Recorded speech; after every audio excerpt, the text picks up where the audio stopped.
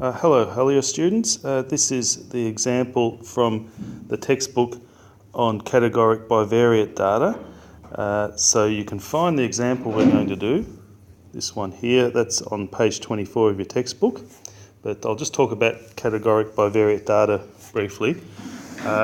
So the data that we've been collecting in general maths so far this year has been numeric data or numerical data. Now that might seem a bit confusing because you can see here we've got numbers. This data still involves numbers, but numeric data would be if you were, say, measuring the heights of people and you were obtaining a number for, say, their height or a person's weight, that sort of thing. But with this data, people fit into categories. So the people who are in favour of a merger or against a merger from, in this case, different soccer clubs. So although we obtain these numbers of people, we're not measuring something numeric about them. We're measuring what category they fit into. So that's why we call it categoric data. Okay, so what we end up with, if we look at this, we can calculate some percentages of people who are in favour and against the merger. So to calculate a percentage, for instance, the number of metros who are in favour of the merger, we take that number, 70 people in favour out of a total of 85 people, rather. So if we look back here, we get those numbers, 70 people in favour of the merger out of a total of 85, and we do that division, as shown here, and then multiply by 100 to get the percentage of metro people in favour of a merger. Okay, we end up with a diagram or a divided bar chart that looks like this, and you can see the vast majority of metro people are in favour of the merger, and they're the orange one, so that takes up most of this bar here, and then 17% against the merger from metro. Okay, so you can see a statement down here. The graphs and data tables show that the majority of metro members support the merger, but the majority of Robin supporters are against it.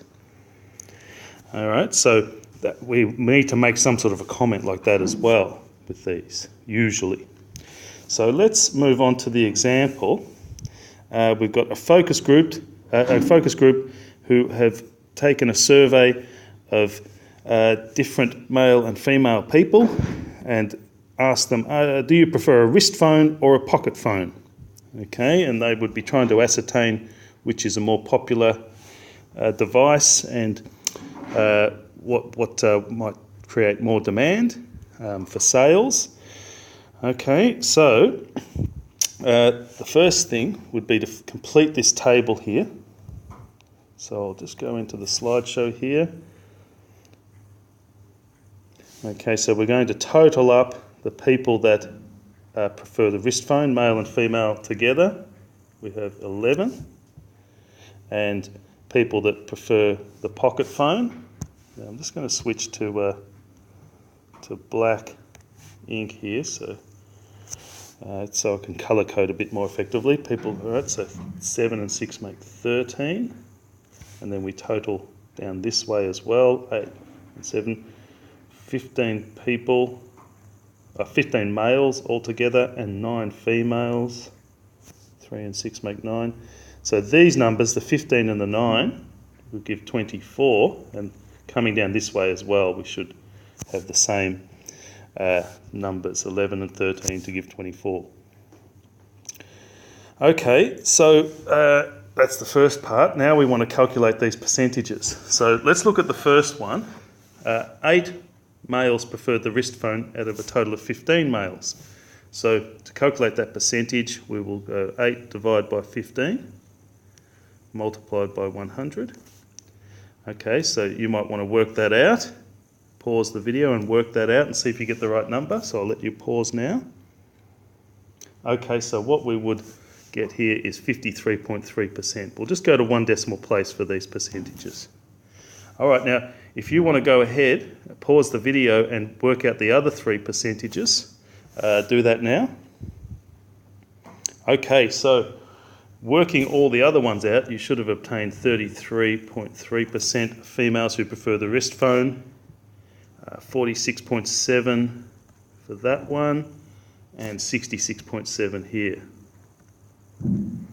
All right, so those are the percentages. Now these are the things that we're going to show in this diagram on the right here. Okay, so we'll go people who prefer the wrist phone. We'll colour code with the red. Okay, so wrist phone is going to be, wrist phone is going to be the red one. And people who prefer the pocket phone can be the green one. Okay. Right, so I find it best at this stage to do I do the bottom row first because we'll come up from there, and you'll see why that's easier because I'll make a line and I'll colour in the bottom part first, and that tends to be easier because I know that there's 46.7% of males, and I'll do the M for male in this one. So I'll count up, these are in 10% divisions, so 10, 20, 30, 40, 46.7, probably roughly there. And then colour that with the green. And 66.7% who prefer the 66.7% females preferring the pocket phone, so 10, 20, 30, 40, 50, 60, about here. All right, and we'll colour that in. And then from there, we don't really have to do any more measurements. The rest is taken up with people who prefer the red phone, the wrist phone, the red. So, okay, and I've just forgotten to label this as female as well. Okay, so we have male and female there. Okay, so here is our final diagram. So let's think about making a comment on this. I'd be talking in majorities here, so you might want to pause the video and look back at that earlier comment, this one here, and see if you can write something down similar to this comment, but for this new example. If you want to pause the video and try that now, write a comment about this. Try that. Okay, so I'll write a comment now, and we can see that the majority of males prefer the wrist phone.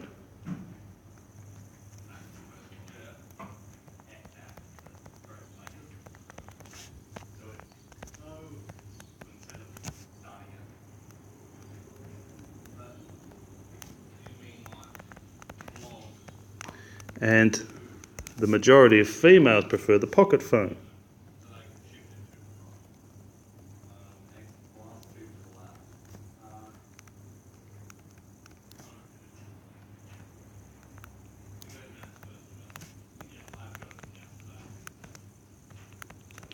Okay, so that would do quite nicely for this situation. Okay, so make sure that you email me if you've got any issues with these questions. Try the questions on the worksheet that match the questions in your textbook, and I'll see you after the holiday break.